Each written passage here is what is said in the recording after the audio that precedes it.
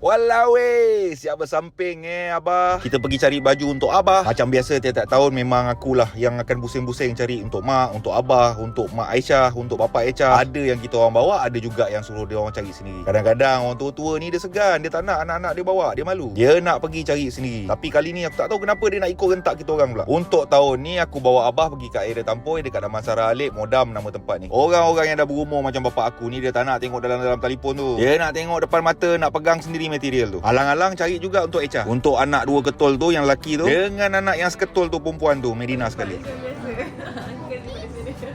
Berdekat bah adik ni bah. Ikat samping cara orang tua. Kat mana-mana je Abah boleh buat lawak Bapak aku ni orang gelamat lagu. Orang kat Pasir Gudang tu ramailah kenal dia insyaAllah. Duk bekerja puluh tahun membesarkan anak-anak kat Pasir Gudang lah, dekat Sembawang. Sekarang dah tukar kepada Saim Dabi. Modam ni okey tau. Nampak je tempat ni macam eksklusif, tapi berbaloi kalau korang datang. Serius, korang datang dulu, nanti korang akan nampak. Modam ni dia ada kilang sendiri dekat JB ni. Dia bukan buat kat luar, kat Myanmar ke Thailand ke Indonesia ke. Tak ada, dia buat kat Malaysia ni dekat Tampoi. Memang kilang dia betul-betul kat JB ni. Korang tengok sendiri, baju kurung 59, baju kebaya 49, baju kurung batik 59, kebaya klasik ni 59. Korang datang, korang pegang sendiri material, nanti korang tahu. Kaftan yang macam biasa Echa pakai tu 39, kaftan Lux pula 55. Semua baju-baju dia ni okey tau. Dia ada dua kat Damansara Alip dengan dekat B5 dekat depan pentas. Korang ada dua pilihan nak pergi mana-mana pun boleh. Dekat sini ada baju lelaki dan juga baju perempuan. Ada juga baju budak untuk lelaki dan baju budak untuk perempuan. Untuk perempuan ada juga telekong dengan tudung. Untuk lelaki ada juga baju Melayu, baju kurung, teluk belanga dengan t-shirt. Untuk samping pula ada yang eksklusif, ada yang biasa. Ada yang kena ikat sendiri, ada yang instant. Dah cakap dah semua apa yang ada dekat sini. Untuk kenalan-kenalan ayahku yang selalu cakap anak-anak ayahku tak berapa tengok ayahku kan. Bukan tak tengok, tak tunjuk video. Ni aku tunjuk.